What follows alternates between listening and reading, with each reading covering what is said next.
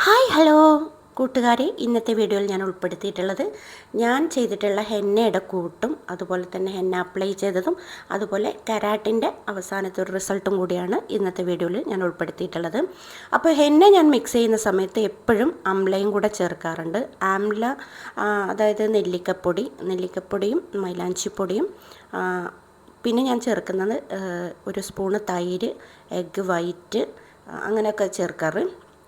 അത് ഒരുപാട് ഞാൻ ലൂസാക്കി എടുക്കാറില്ല. ഒരു ആവറേജ് ലൂസും ഒരു ആവറേജ് ടൈറ്റിലും ഞാൻ എടുക്കാറുള്ളത്. കാരണം ഒരുപാട് ലൂസാക്കി കഴിഞ്ഞ് അങ്ങനെ ഒലിച്ച് നമ്മൾ ചെയ്യുന്ന സമയത്ത് ഇറങ്ങിപ്പോവും. അതുകൊണ്ടാണ്. അപ്പോൾ ചിലവർ ഇതിൽ ബീട്രൂട്ടിൻ്റെ പിന്നെ ചാറ് കൂടെ ചേർക്കാറുണ്ട്. അത് കാരണം വെച്ചാൽ ചിലവർക്ക് ഈ കുറച്ചുകൂടെ മെറൂൺ കളറ് വരാനുള്ള ഒരു ഇതിനാണ് ചേർക്കുന്നത്. പക്ഷേ അത് നല്ലതല്ല എന്ത് പറഞ്ഞാലും. ചെറുനാരങ്ങേൻ്റെ നീര് ചേർക്കുന്നവരുമുണ്ട്. ചായയിലാണ് ഞാൻ ഉണ്ടാക്കുന്നത്. ചായയില ഞാൻ നല്ലോണം തിളപ്പിച്ച് കട്ടിയിലാണ് ഞാൻ ഉണ്ടാക്കുന്നത്. അപ്പോൾ നമ്മൾ അപ്ലൈ ചെയ്യുമ്പോൾ ഈ ഒരു കട്ടി രൂപത്തിൽ തന്നെ നമുക്ക് കിട്ടും. അല്ലാതെ കുറച്ചുകൂടെ ലൂസായി കഴിഞ്ഞപ്പോൾ നമ്മൾ നാരങ്ങ നീര് ചേർക്കുമ്പോഴും അല്ലെങ്കിൽ ചായയില ചേർക്കുമ്പോഴും പിന്നെ കുറച്ച് ലൂസായി വരാൻ സാധ്യതയുണ്ട്. അപ്പോൾ പിന്നെ തൈരും കൂടെ ചേർക്കുമ്പോൾ അപ്പോൾ അതിനുള്ള ഒരു കണക്ക് നമുക്ക് മുന്നേ നമ്മൾ അറിഞ്ഞു വെക്കണം.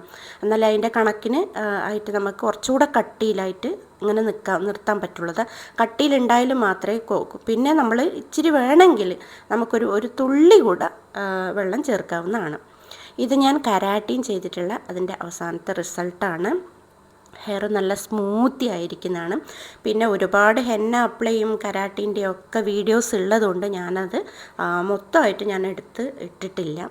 അപ്പോൾ ഹെന്ന അപ്ലൈ ചെയ്യുന്നവരെല്ലാം ഈ ഒരു കാര്യം ശ്രദ്ധിക്കുകയാണെങ്കിൽ മുടി പൊട്ടിപ്പോവാതെ, മുടി ഊർന്നു പോവാതെ, മുടി പൊഴിഞ്ഞു പോകുന്നവർക്കെല്ലാം ഒരുപാട് ഹെൽപ്പാണ് ഹെന്ന. പറ്റുന്നുണ്ടെങ്കിൽ എന്ത് പറഞ്ഞാലും ഒരു 10 ദിവസം കൂടുമ്പോൾ ഒരു ഹെന്ന ചെയ്യുന്നത് ഏറ്റവും നല്ലതായിരിക്കും. മുടി പൊഴിഞ്ഞു പോവാതെ അങ്ങനെ തന്നെ ഇരിക്കും.